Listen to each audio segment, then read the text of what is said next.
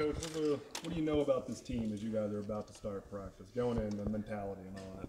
Well, what I know about our team is it's been, in my opinion, the most focused group that we've had in my 4 years here.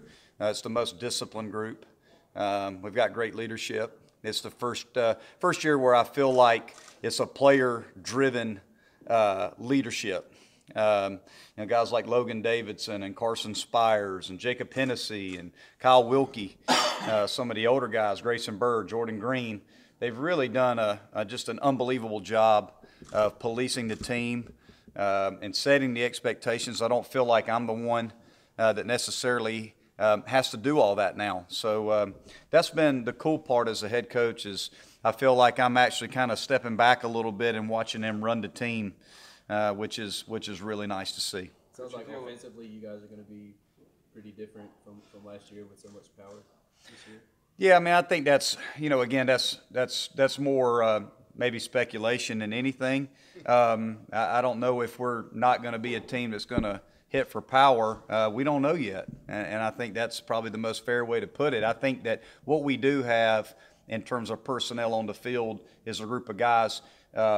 Who are a little more dynamic, who are a little bit faster, a little more athletic. I think it gives us the opportunity to do more things. I think you always want an offense that can score when the wind's blowing in and when the conditions aren't very good for offense that day. You want to feel like, as a coach, that you've got a lineup that can still score runs. I think we got a better chance to do that based on the skill set of some of our guys. But I do think we have some power, and I think there are some guys that maybe haven't played every day for us that could wind up hitting a decent amount of home runs. So I still think we'll drive the baseball, but I do think we have the personnel to maybe be able to do a few more things as far as using our speed, manufacturing runs, doing those types of things. Are your center fielders healthy? Yeah, our center fielders are healthy. Knock on wood, we need them to stay healthy. So right now we're in pretty good shape, I would say, across the board, positionally and on the pitching end when it comes to our health. Don't you feel like you found some answers in the bullpen, filling those roles left by Miller and Gilliam? Well, those are big. Those are big answers. Those are big questions. I certainly feel like just based on what I saw in the fall that we've got some guys who are very capable of being very good for us out of the bullpen. Now, will they be Ryan Miller? Will they be Riley Gilliam? We'll have to wait and see. They don't quite have the stripes on their sleeves that those guys had, but. You start looking at Sam Weatherly, who I think is the most improved pitcher on our pitching staff right now. He's got a chance to be, in my opinion, a power lefty out of the bullpen. Carson Spires had a very good campaign for us last year. He's going to be a big piece for us at the end of the game. Holt Jones is better. He's stronger, throwing harder. Has really good stuff. He's going to be a big piece. So, and there's a number of guys, but I feel like we've got enough pieces in the bullpen, lefty and righty, and some guys that have some stuff and some velocity where we can run a lot of different looks at a lineup out of the bullpen. What guys are competing for those weekend spots? That's a good question. I mean, right now, the two guys that have the most experience are Brooks Crawford and Jacob Hennessy. So those two guys are going to be in the mix, along with Spencer Strider, who will throw today. Spencer has looked dominant in live bullpens. Davis Sharp, a true freshman, is very, very talented on both ends. He can really hit too. So, but Davis is going to be a factor. Justin Robleski, another very talented freshman, is going to be a factor. Jackson Lindley, a true freshman, is going to be a factor. But I would say right now, just kind of where we sit here right now, Crawford, Hennessy, Strider, and Sharp. Those four guys for me right now have kind of stood out over the course of the fall and going into the spring as I would say, at the forefront of being in that mix. But those other guys have a chance to be special as well. I think it's easy for people to see the home runs that walked out the door and think you have to change things when you've got guys in here that you've recruited that are also power hitters. Yeah, no, I think that. Again, we're going to lose players, and that's a given for any program. And I know we always want to talk. It seems like the biggest theme has been, what are you going to do to replace Williams and Beer? Well, they're not here anymore. So I mean, we haven't talked about Seth Beer and Chris Williams a whole lot this year because they're no longer here.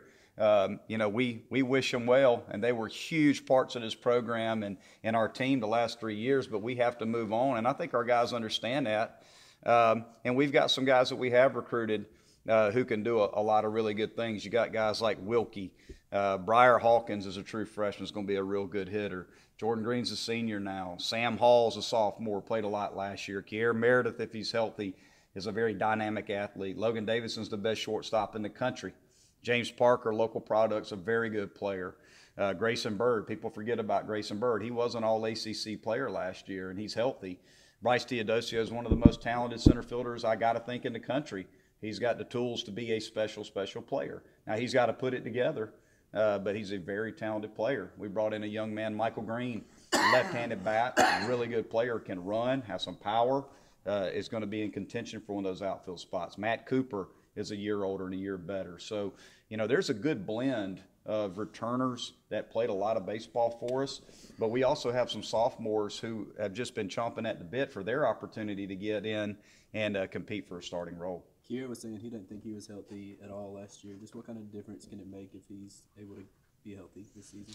Well, again, when you have a player that is that fast, that runs like that, trying to make sure he's healthy is a big deal. A guy that's a 6'4", 6'5", 60 runner, that caliber of speed when he's at 80%, 85%, it changes what he's able to do. So, right now we feel like Kier's in a really good spot in terms of his health, and we just got to keep him that way.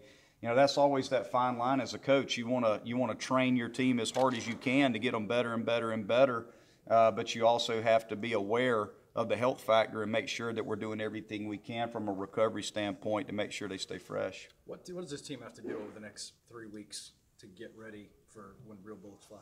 For me, it's just really just trying to focus on every single day. We don't worry too much about opening weekend. I'm just going to be honest. I think when you start looking at opening day as special, you're in trouble. I think you start to put that pressure and that anxiety on your team that's not going to allow them to perform at their best. So we don't really talk a whole lot about opening day. It's just another day, quite honestly. Every single day here is important. Our big mantra around here is, what's the most important thing we're doing? It's what we're doing right now. And that's been our big focus, and I think the team understands that the process of just trying to get better every day is a big factor for us. So we're just trying to maximize every single day, and I think our guys are doing a good job of that right now. Coach, you said you take a look at Roblesky playing two-way. Do you have a pretty good idea about that after the fall? We've been playing him in the outfield. Now, we've been very, very careful with him in terms of how many throws he makes from the outfield because he's pitching so much for us, too. He's a very talented athlete. He's an above-average runner. He can play all three spots in the outfield. His bat has to develop, but we think he's going to be special on the mound for us. With Sharp, he was a guy that a lot of the players were mentioning that has really impressed him. Just what in particular does he do? I think he's an All-American caliber player. I mean, he was a kid that was drafted out of high school as a pitcher, and I'm not so sure he's not just as good as a hitter. He hit 4 or 5 home runs this fall for us, hit close to 300. He's a power hitter. He's got a chance to be a middle-of-the-order hitter, I believe. And now whether he can do that this year is yet to be determined, but I think he has the skill set to be a bona fide two-way guy. There's a lot of kids that come into college baseball that we give a chance to play both because they were good at both, but very few can do it. And he's a guy that I think legitimately can do both. He has a chance to be a middle-of-the-order hitter, and he has a chance to be a weekend starter as a true freshman. On the mound in particular, what does he bring to the table there? Well, he brings the ability to throw 3 pitches for strikes. He's got a lot of movement on all his pitches, his fastball moves and cuts.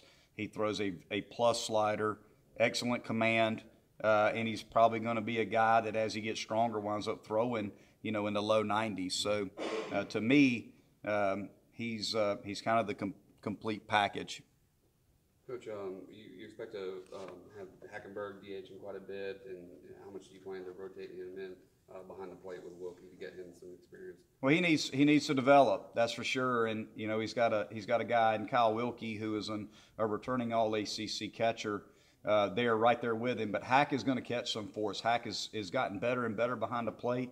He's got tremendous power potential. We're just trying to develop him as a hitter as he becomes more consistent at the plate and he gets more acclimated to what he's doing behind the plate. I think he's going to be a special player, but he will catch. our plan right now, and again, we're still 3 weeks away from opening weekend. So, but if we keep him healthy, we're going to try to move him in there behind the plate as well, and see how he does. But I fully expect him to be able to go back there and us not miss a beat whatsoever if we're catching him. If we need to give Wilkie a day off behind the plate and DH Wilkie, because Wilkie, as we all know, has become an offensive catcher. I think that Hack can certainly get behind there and play a decent amount for us this year, and hopefully he gets better and better. With the expectations the way they are here, do you talk about the overall picture of where you want to go at this point, or do you just take it day by day? I think we take it day by day. Again, I think the end of the season, the postseason is a long way away from right now, so we don't focus too much on that. And to be honest with you, I don't think we have to. I think our players know what the expectations are. I think they know where they're trying to get and where we're trying to go. So I don't think we have to focus on that a whole lot, especially right now. What makes Logan Davidson so special, and how does he make everybody else better?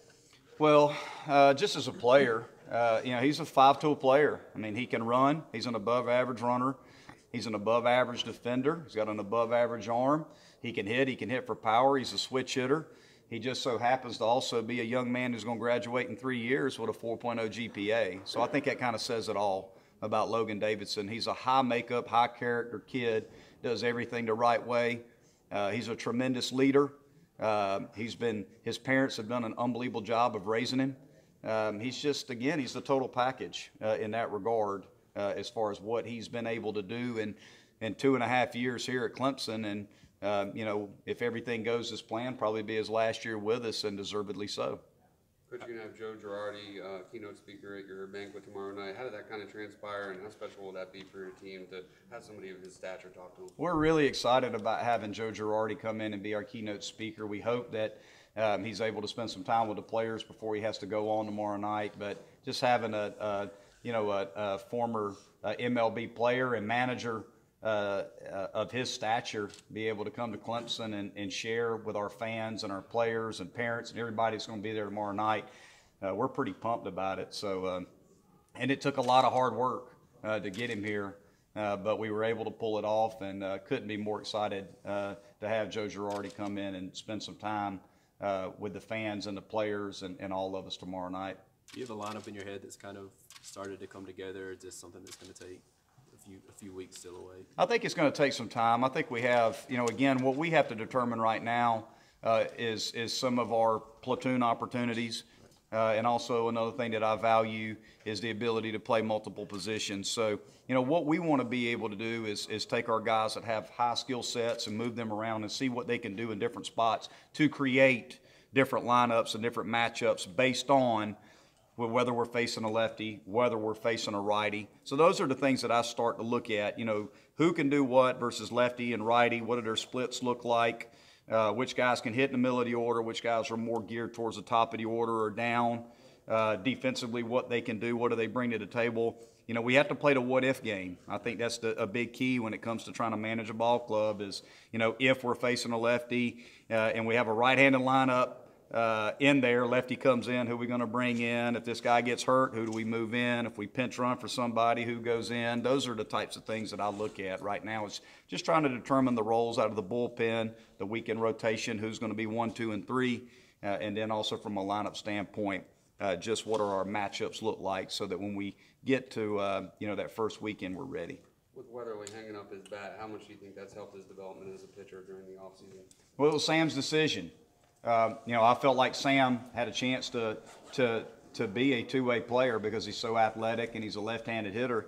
But it was Sam's decision. I think Sam came to the conclusion that for him, he always felt like, and we always felt like, past Clemson, that he was going to be a pro pitcher, that's kind of his career path. And I think he wanted to go ahead and focus on that right now. So we had a conversation this summer.